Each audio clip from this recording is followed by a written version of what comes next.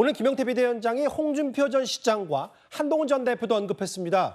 최근에 홍준표 전 시장이 뭐라 그랬냐면 국민의힘을 향해서 연을 끊겠다 혹은 당 근처에도 가기 싫다 이런 표현까지 썼는데요.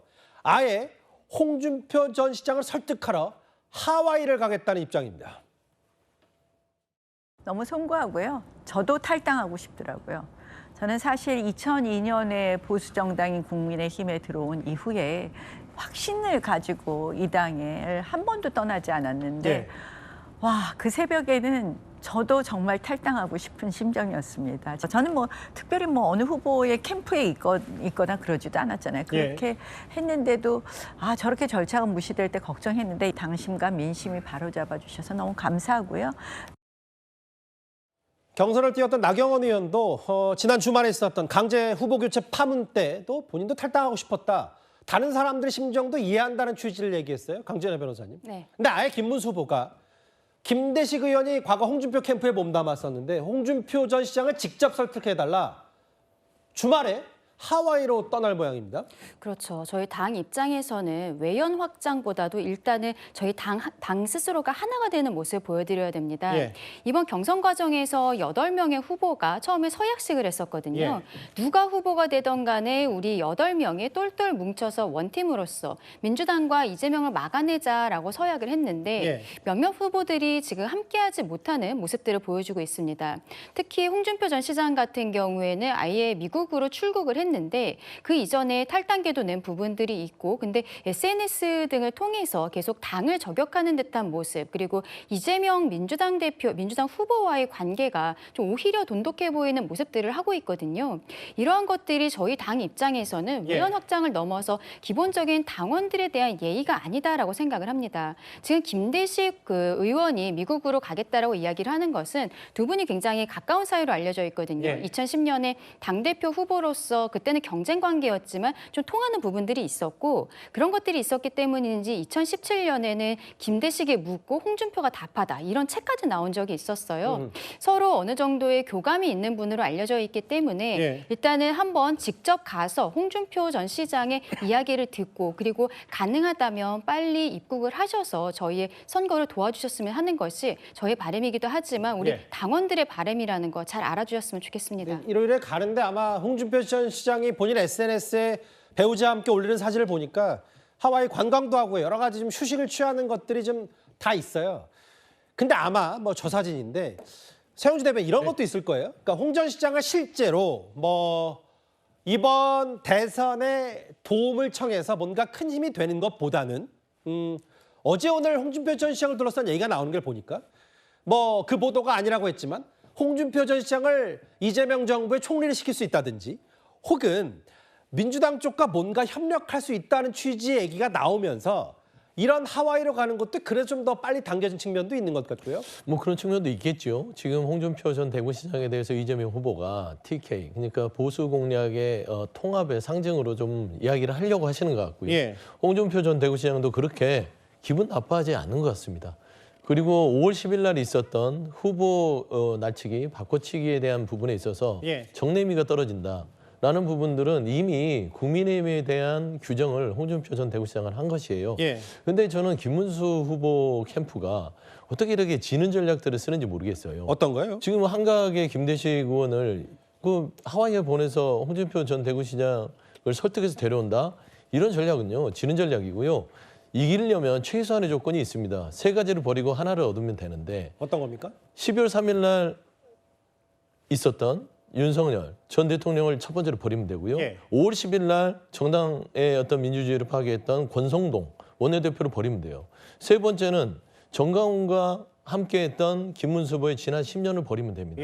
이 3가지를 일단 버려놓고 43%의 지분을 갖고 있는 한동훈 전 후보를 데려와야 되는데 지분이 사실상 보면은 홍준표 전 대구시장보다 한동훈 전 후보가 훨씬 더 많거든요. 그런데 한동훈 전 후보에 대해서는 손을 내밀지 않고 지금 표가 없고 보수층의 어떤 결집을 가져올 수 없는 아니면 국민 중도층의 표를 얻을 수 없는 쪽에 힘을 쓰고 있기 때문에 저는 이게 전략적으로 지는 전략들을 계속 쓰고 있다라는 점에서는 왜 이 김대식 의원을 하와이로 보내는지 그 누구도 이해할 수 없을 것 같다. 그렇게 좀 평가하고 싶습니다. 알겠습니다. 이현정 의원님. 이게 사실 권영세 전 비대위원장, 권영세 의원과의 뭐 인성 논란 뭐 옥신각신 말싸움까지 가지 않더라도 왜 이 미묘한 시점에 홍준표 전 시장은 과거 내가 그때 노무현 전 대통령 관련 꼬마 민주당 영입 이 한 30년 전 얘기를 꺼내는 이유, 이 대선 시점에 이 이유를 얘기하는 이유도 분명히 있을 텐데요. 그러니까 저는 홍 전 시장을 꽤 오래부터 봐왔는데요. 이분이 이제 이쪽 국민의힘 전신당에 들어와서 사실 안 해본 게 없습니다. 원내대표 했죠. 예. 그다음에 뭐 당 대표 했죠. 또 그리고 대구시장 했죠.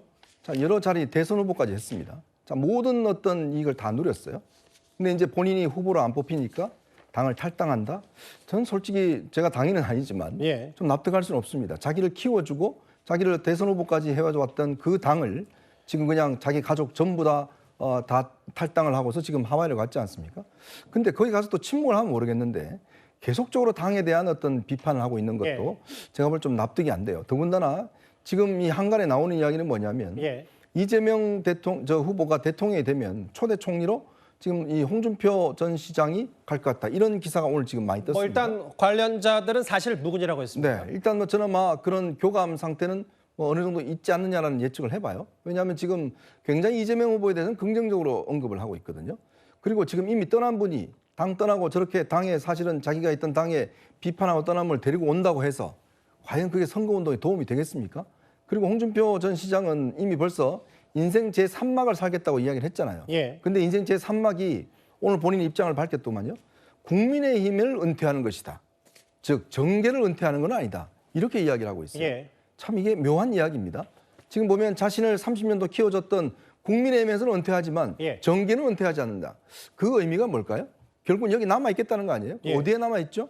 그러니까 그거는 결국 지금 나오고 있는 홍준표 총리설 이거와 연결되는 거 아니겠습니까? 근데 굳이 그런 분을 지금 데리고 와서 선거에 쓴다고 해서 당원들이 아유 잘 오셨습니다 이야기를 할까요? 저는 별로 효과가 없을 것 같습니다. 그러니까 이제 정계 은퇴를 했다는 그 본인의 얘기가 국민의힘을 떠난 거지. 아예 뭐 본인이 정치권을 100% 다 떠났다는 아니라는 글을 또 하와이에 쓴 모양이에요. 홍준표 전 시장이. 아까 서영주 대변인께서는 경선에서 43%를 얻은 한동훈 전 대표를 설득하는 게 우선 아니냐는 얘기를 했는데 오늘 아예 안철수 의원은 기자회견을 자청해서 한동훈 전 대표를 언급했습니다.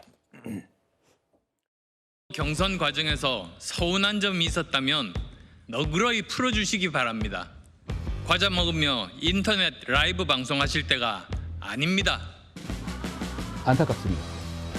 내부 싸움에서 그렇게 여포처럼 붙게 아니라 이재명과 싸울 때 여포처럼 싸워야 돼요. 뭐 유세장 가면 왜 저보고 안 나오냐. 아니 제 얘기할 때가 아니잖아요. 우리 당 사람들은 내부에서 프레임을 만드는 거에 너무 익숙해요. 예를 들어서 나중에 지고 난 다음에 아이고 한동훈이 안 도와줘서 졌다 이런 얘기 하고 싶은 거잖아요. 그게 무슨 말입니까? 제가 이렇게 싸우고 있는데. 후보 교체 과정의 아픔은 잊고 시작하셨다면 끝도 함께 해주십시오. 간곡히 부탁드립니다.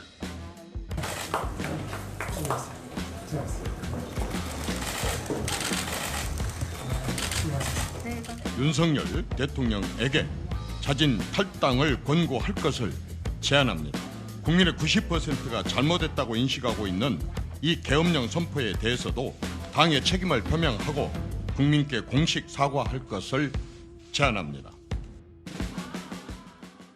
어제 저희 뉴스탑10에서 어제 영남권 유세 중에 주호영 의원이 한동훈 뭐하냐, 홍준표 뭐하냐 뭐 이런 식으로 유세했던 영상도 보내드렸었는데 안철수 의원 지금 선대위에도 있는데 강전혜 변호사님. 한동훈, 한덕, 손중표. 일단 빨리 힘부터 모아야 된다. 대선 얼마 안 남았다. 이 얘기를 하고 있습니다. 그렇죠. 저희 당 입장에서는 계속 말씀드리지만 일단은 원팀이 되는 것이 먼저입니다. 그게 당원들에 대한 예의라고 생각을 합니다.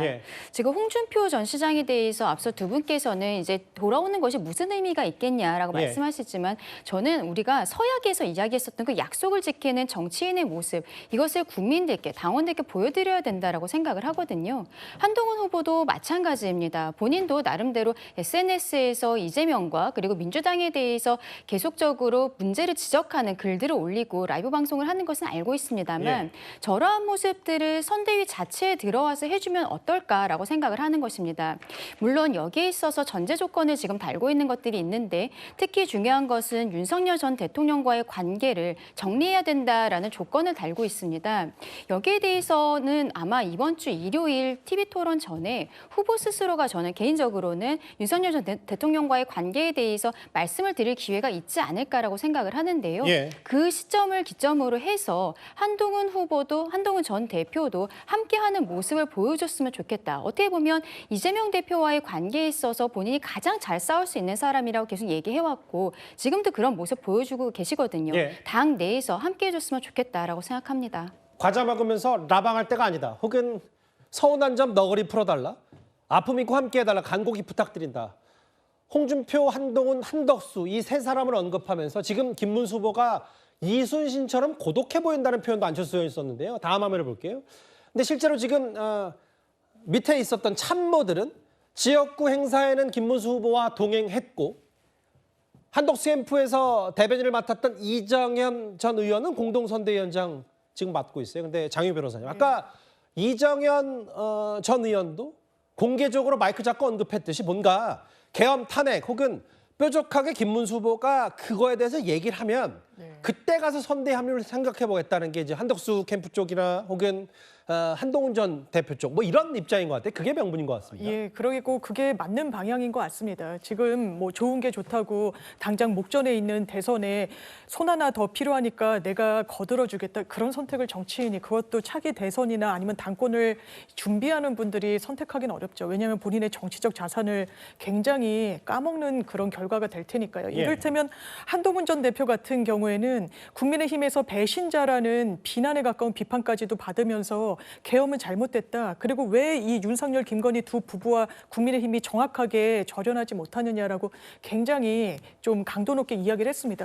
이걸 지금 이러지도 저러지도 못하고 대통령 출당은 도의가 아니라고 얼버무려서 이야기하는 그러면서도 사과를 했다라고 이야기하는 김문수 후보를 과연 도울 수 있겠습니까? 본인이 어렵게 지켜왔던 이 가치가 완전히 허물어지는 거고 한동훈이라는 그 개혁보수의 이 가치가 완전히 폄훼되는데 그냥 들어와라 라고 이야기를 하는 건 저는 정치적 예의도 아니고 국민의힘이 내부의 혼선 때문에 이런 여러 주자들과 함께할 수 있는 기회 자체를 스스로 잃어간다고 생각합니다. 근데 이제 이런 건 있을 거니까 과거 사례를 좀 봤을 때 2007년 전당대회 때 2021년 당시 이명박 전 대통령 윤석열 전 대통령과 맞붙어서 치열하게 경선을 치렀던 그러니까 대선 후보가 되지 못했던 2등들이 선대위에 전격적으로 힘을 실어주지는 않았기 때문에 뭐 이런 부분도 있는데 한동훈 전 대표는 본인이 지금 최선을 다해서 이현정 의원님 본인이 최선을 다해서 선거를 돕고 있다고 본인은 입장은 그렇더라고요. 그러니까 지금 본인이 매일 이제 라이브 방송을 하면서 거기도 아마 조회수가 꽤 높은 걸로 알고 있습니다.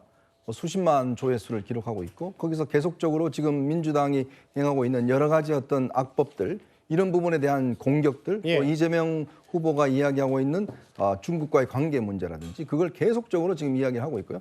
지금 거의 하루에도 몇 건씩 지금 페이스북에 글을 통해서 이런 공격을 하고 있습니다. 요즘 선거는요. 사실은 뭐 선거 유세 현장 가서 뭐 김문수 화이팅 이거 외친다고 해서 표가 그렇게 되지 않아요. 실제로 보면 이런 라이브 방송을 통해서 훨씬 많은 사람들이 여기에 들어와서 보고서 이게 영향을 미치거든요. 요즘 사실은 뭐 선거운동이라고 하더라도 지금 모이는 사람이 몇 명이나 되겠습니까?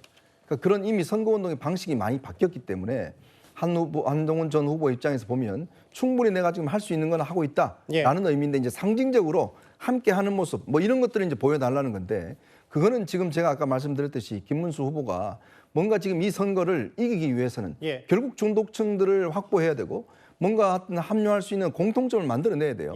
그러기 위해서는 지금 이 계엄과 탄핵에 대한 문제, 윤 전 대통령 문제, 이 선거 왜 치러집니까? 결국은 지금 비상계엄과 탄핵으로 치러지는 거고 그 책임 누구한테 있습니까? 윤 전 대통령이 있는데 이 문제를 해결하지 않고서 그냥 무조건 와서 화이팅만 외쳐라? 이거는 제가 볼 때는 무례인 것 같습니다. 일단 오늘 김용태 신임 비대위원장이 정중하게 윤 전 대통령에게 탈당을 권고할 거라고 했고 뭐 하와이를 뭐 특사를 보내서 홍준표 전 시장 설득하거나 여러 가지 분위기 일단 오늘 분위기는 이렇습니다. 그런데 또 하나 짚어볼 게 있는데요. 오늘 윤석열 전 대통령과 인연이 있는 사람들이 복당하거나 선대위에 합류를 했습니다. 당 내에서 아까도 나왔지만 대통령과의 거리두기 얘기가 계속 나오는데 소명 변호사도 어쨌든 캠프 영입을 하시면서 대통령과 거리두기가 좀 안 되고 있다는 비판도 나오잖아요. 뭐 그런 비판이나 그런 지적에 대해서 저희들이 심사숙고하고 있습니다. 그래서 또 비판이 있다면 겸허히 수용하고 또 개선점이 있다면 앞으로 개선해 나가겠습니다. 총선 때 막말 논란이 있었던 장례찬 전 최고위원은 지금 복당됐다는 기사 나오는데 좀 어떻게 해요? 저도 장해찬 평론가한테 많은 공격을 당했습니다. 허위사실 공격도 당했고요. 근데 개인적인 감정은 지금 중요하지 않다라고 생각합니다. 사사로운 감정을 내려놓고 함께 대선을 위해서 다 가야 된다라고 생각합니다. 일단 보수층 결집, 통합이 먼저다. 본인도 예전에 많이 장해찬 전 최고위원한테 당했다라는 표현까지 썼는데요. 강지아나 변호사님. 네. 모르겠어요. 이게 뭐 이준석 후보와의 뭐 단일화군 빅텐트가 될지 아닐지는 뭐 사실 지금 상황에서는 쉽지 않아 보입니다만 네. 그것까지 가기 전에라도 일단은 다 통합해야 된다. 그래서 복당, 합류 이런 선택을 국민의힘의 지도부가 한 것 같아요. 그렇죠. 일단은 저희가 당 안에서 하나 되는 모습을 계속적으로 보여드려야 된다 생각했는데 권영세 비대위원장이 사퇴하기 전에도 그런 이야기를 했습니다. 예. 당에서 나가신 분들 그리고 당 밖에 계신 분들도 모두 하나 되어야 된다. 우리 함께 나가자라는 이야기를 한 바가 있습니다. 예. 그런 과정에 있어서 지금 뭐 이준석 대표에 대해서도 징계가 취소되는 과정들이 있었고 그리고 장해찬 전 최고 같은 경우에도 복당을 하는 과정들 이런 것들이 있게 되는 것입니다.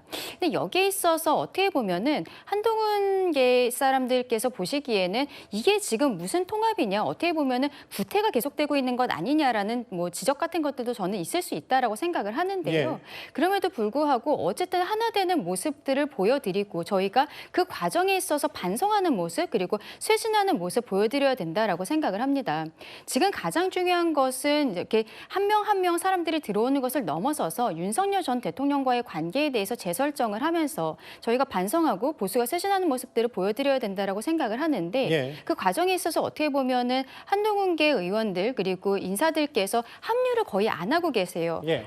들어와서 더 커다라지는 이런 통합되는 선대위를 보여줬으면 좋겠다라고도 생각합니다. 근데 아까 얘기했던 것처럼 이준석 후보 관련 징계 취소 2023년 건인가요? 그것도 오늘 국민의힘이 일단 뭐 모르겠어요. 단일화 때문에 그런 건지는 모르겠습니다만 일단 이준석 전 대표, 이준석 후보에 대한 징계 취소건도 의결을 한 겁니까? 그렇죠. 근데 이제 그런 것에 대해서는 단일화를 꼭 염두에 두고 있다라기보다는 어쨌든 저희들이 하나 되는 모습을 보여드려야 된다는 생각이 있는 것이고 권영세 전 비대위원장이 이야기했었던 발언이 있었기 때문에 그 절차를 밟았다라고 봐주시면 될 것 같습니다.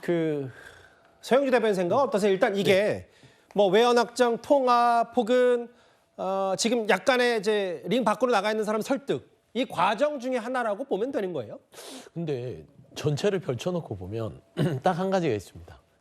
국민의힘의 선대위나 김은수 후보나 전체적으로 김용태 비대위원장도 지금 얘기는 윤석열 전 대통령의 탈당을 얘기하고 외연 확장을 하는 것처럼 보이는데 한동훈 후보는 막아야겠다라는 것들이 곳곳에 보이죠. 오늘 장해찬 전 최고의 복당 자체도 저는 그 이면에 그런 의미가 있다고 봐요. 지금 현재 그 장해찬 전 최고가 나왔던 지역은 친한계로 불리는 정현호 의원이요? 네, 정현호 의원이 있는 것이고 사실상 그 현직 의원이 있음에도 불구하고 그 여러 가지 논란이 있었던 특히나 한동훈 전 대표를 힐날했던 장해찬 전 최고위원을 복당시킨다. 이거는 캠프 구성 자체도 그렇지만 상징적 의미가 굉장히 큽니다. 그래서 저는 외연 확장은 여기저기 이준석 전 대표에 대한 징계 취소도 이루어졌지만 한동훈 전 대표에서 있어서만은 왜 이렇게 조금 그 장벽을 치는 것인지 라는 측면에서는 지금 국민의힘이 대선을 치르기보다는 전반적으로 19일 남은 이 대선 레이스보다는 그 이후의 당권에 대한 어떤 지키기 부분들이 더 전략적으로 더 많이 고민되고 있지 않냐. 저는 좀 그렇게 평가하고 싶습니다. 일단 조금 전에 김용태 신임 비대위원장이 대통령에게 정중하게 탈당을 권고하겠다. 이게 앞으로 윤 전 대통령의 반응이 저희 뉴스탑10 시간 안에 오면 바로 속보로도 만나보겠습니다.